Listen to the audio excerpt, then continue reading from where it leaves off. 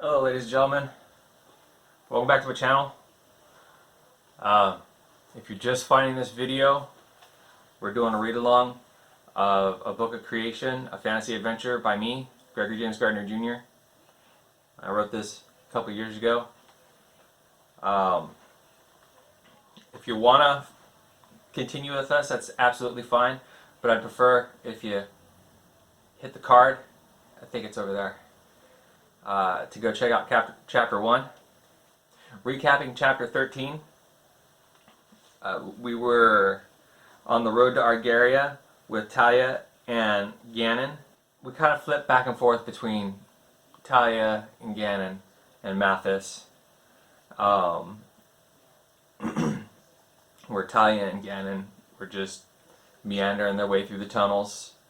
As for Mathis, he was taking care of Talia and Gannon as they lay asleep in the temple. He figured out that the puzzle room needed a certain orientation in order to work properly, so he set to work on that. Gannon and Talia, as they're going along, Gannon's telling Talia, filling her in on the story. So we're moving into chapter 14, Aaliyah and Gannon. The year is 1024 by the nocturnal calendar. Aaliyah found living in the south difficult, removed from the light of Sar to guide her days, for she was a daughter of Mother, the great tree. Aaliyah needed Sar just as Mother and all her children needed him, for his light was the lifeline deeply rooted within. Though without the light, Aaliyah could still manage to live a queen's life. Yet ever since the cataclysm threw high the crown and destroyed the kingdom of Sarda, forcing her and all of her people from the northern boundaries, she grew weaker every day. Like a flower that withers in the dark, Aaliyah was slowly dying. Rias Ra, using his influence among the people, did all he could to heal his ailing love, as much as to travel to the new ends of the world and bring back some of the Creator's stone that fell from the sky, for it shone with light so bright as to rival Sar himself. But as much as the Aten lighted the land, it did not help to lighten Aaliyah's illness. When she seemed at her weakest and death was sure to come, she asked Rias to carve for her a stone and place upon it the things of beautiful life that he loved. Rias set immediately to work on his task, his labor of love for his dying wife, and upon it he carved all the things they had seen together, glyphs of landmarks only they could recognize, runes with meaning to them both and no one else, and many more things. She intended it to be her headstone, but among her last wishes she wanted to plant flowers at the base of the tower, and the king would not deny her this. Chilled winds whipped around the tower of Aten, save for behind the south wall. There the air remained still. Plenty of light from the Aten reflected off the icy cliffs that surrounded the tower, and there she began to dig and sow the seeds of her flowers. With each plunge of her hands into the soil, a new spark of life filled her, and her wellness slowly returned to her. The soil fed life into her soul. All night she planted, and through the night her youthfulness returned to her as well. Over time, as the garden burgeoned, so too did Aaliyah live. But it was not enough for her to flourish, and when Rias tended his duties at Heliodum, she slipped away into the pass of Melamu. Heading north, she sought out Sar every chance she could. She humored herself that it was like a forbidden romance with a god, though, truthfully, she needed the sustaining grace of his light. Aaliyah had made several secret trips to Melamu before, unnoticed and unhindered on her way to the secret peak where she had her rendezvous with the light of Sar. However, as she had never seen the whole of the new forest, and this time, as curiosity took hold, she strayed from the lightly trodden path. Quickly she was lost, but fear did not take hold of her, for the wind whispered that the time had come for her to know what else lay out there. Aaliyah felt compelled to travel deeper into the woods, and soon she found herself in a ravine with a river that coursed below. Following the ravine's edge, Aaliyah felt even more compelled than ever to go on, and soon she came upon an opening in the woods and stopped abruptly at the sight. A shoreline of a vast and glistening lake rested just beyond the opening, and there, bent over the water's edge, Darkstar crouched. Its armored ribcage was spread wide open, as Ganon's body, tethered tightly in place, hung just over the water's surface. He peered into the watery depths and, at the same time, took in his reflection on the stillness of the full moon night. The reflection looked terrifying even to him. He had not aged a day, but his body had come to look like a hollow shell and, for all intents and purposes, resembled nothing more than a preserved corpse. He could not feel the cool night air on his skin, and even the eyes he looked through were those of Darkstar, for his own had long clouded over. What he saw made him resent his decision to accept position in SAG even more. He sat lost in his thoughts, too lost to notice the figure that crept up behind him. Aaliyah looked on intently as she crept her way closer to the shore of the lake, transfixed by the darkly huddled figure at the shoreline. The light of Azraelun shone intensely that night, yet she still had trouble making out any kind of feature, even as she stood only 20 feet away. He was right there in front of her, but he had no features at all, and she wondered if her eyes played tricks on her. Taking a deep breath, Aaliyah inched forward and then stopped cold. The armor sprung to life as "Proximity Alert" flashed across Darkstar's HUD. Ganon retracted into the cage and turned around. Aaliyah stumbled back in fright as she watched the shadowy figure rise from its place and shift around. Her eyes widened, and she screamed when Ganon's body came into view, but it quickly vanished into the chest of the shadow as she fell on her rear. An intense flash of blue light burst outward from the chest as the soul drive became visible. Aaliyah made to scramble away. The shadow crouched in recoil and splashed into the shallows of the lake to quickly turn away. Across the shoals, it glided into the dark of the woods on the opposite shore. Her fear subsided, to be replaced by confusion as she thought about what had just happened. "I must have been the one to frighten it," she thought. After gathering her thoughts for a few minutes, Aaliyah stood and, again, she listened to the whispers of the forest. She followed them to where Ganon had fled.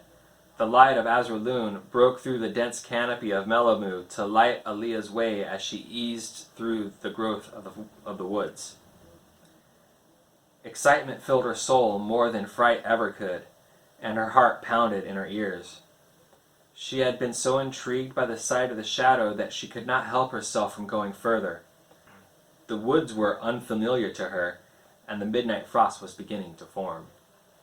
By morning, everything would be frozen over, but the chill would not last too long.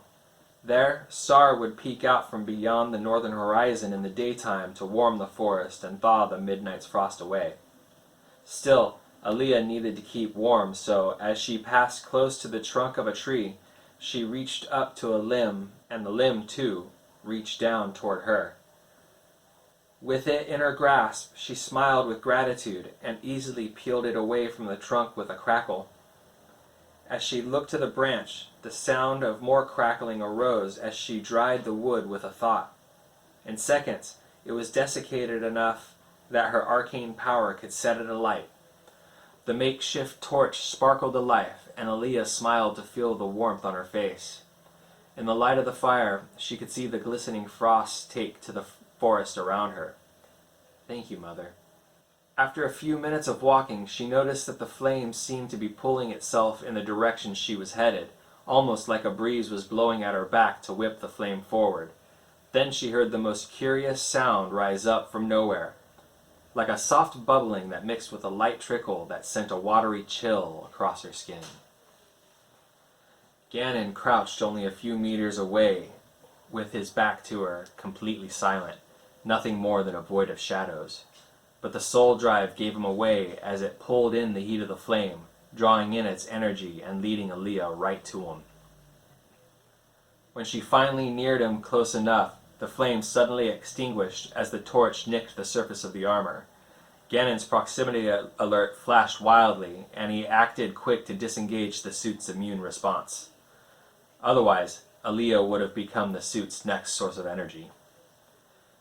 The object ahead of her made her feel slightly uneasy as she looked at it in the soft light of the night. It perplexed her that she could not fully see it, because as she made her way to one side, she instantly noticed that she could see through it, but still she could not see it. As she peered through to the forest on the other side, flashes of a cool blue light lit up everything in view. She did not know what to make of it. She reached out to touch the thing. It felt like the sleek and cold steel of a sword, solid and unmoving. "Hello?" Aaliyah called out to the shadow, but the thing remained quiet and still. "Hello?" she said again. Then she thought a moment and began again in Mother's language. "Uzuzu," she whistled. Ganon recognized the sound instantly. It was in the tongue of the old brood. She was asking him to stand, so he did. A low hum took to the air, making Aaliyah step back a few feet, and she watched as the object arose. It towered high over her, and she gasped as the eyes opened and were trained downward. Then came the sound of hissing static as Ganon chirped, "You know my language?" His voice carried far in the woods and surprised even himself. This was the first time he had spoken since coming to the planet, and it was all he could think to ask. In some ways, yes, he was frightened of her. He did not know what to expect.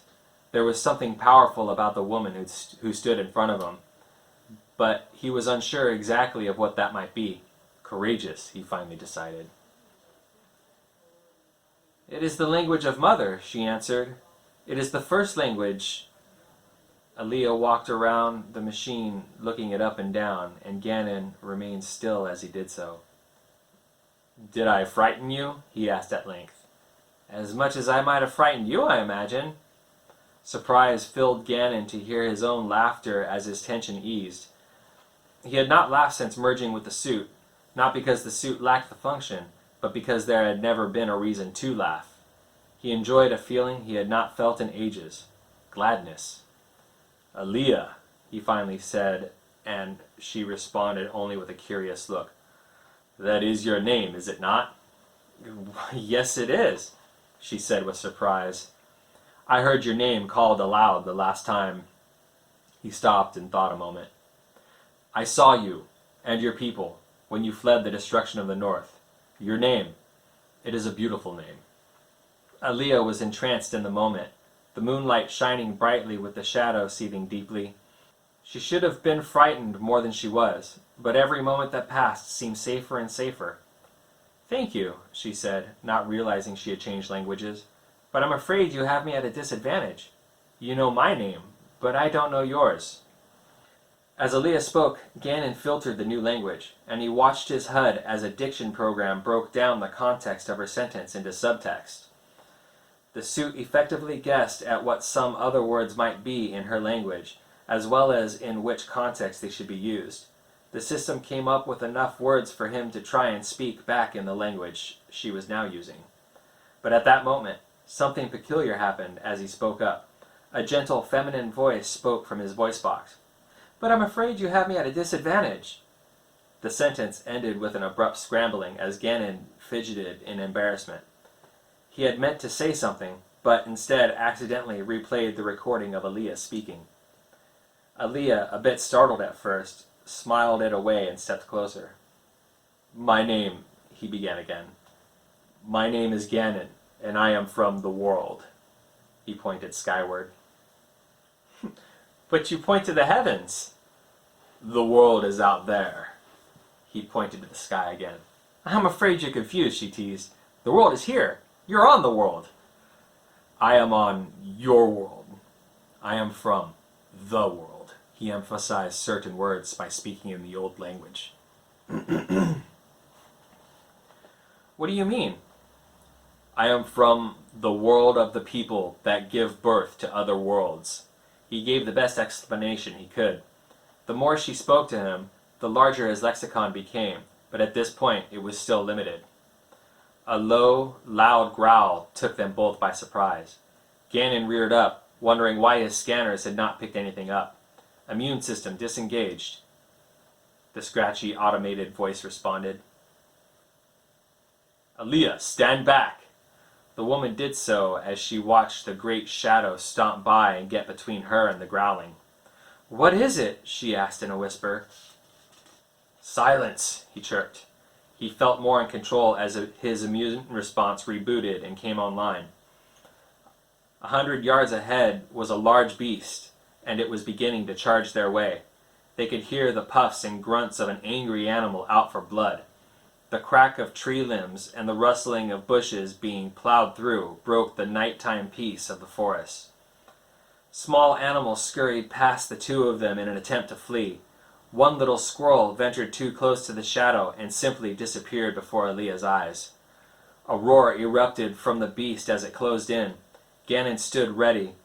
Clearing the heavy woods, in the moonlight, they could see a massive grizzlynx barreling down on them. Ignoring the shadow, it rushed past Gannon and went right for Aaliyah. Before she could even react, the shadow quickly swept across the toothy creature. Noiselessly, the hairy beast was gone. Nothing but the scurrying of animals could be heard. Where? Aaliyah was astonished. Where did it go? He answered, I ate it. Okay, that's where we're going to end it, ladies and gentlemen. Thank you for coming along this little adventure of mine. We're just under half of the way through, so I really appreciate all of you who have been hanging in there, and if you know anybody who likes fantasy adventure, please share this series with them. The first chapter, of course, not this chapter, because we're like I said, we're like halfway through the book. Don't forget to hit the like button. If you haven't subscribed by now, please do so. After this, we're going to be going into my comic book collection, and I'll be doing some read-alongs from the comic book series that I like collecting so much. What is that? Wouldn't you like to know? Stay tuned. Thank you again. I really appreciate it. And yeah, we'll see you guys next time.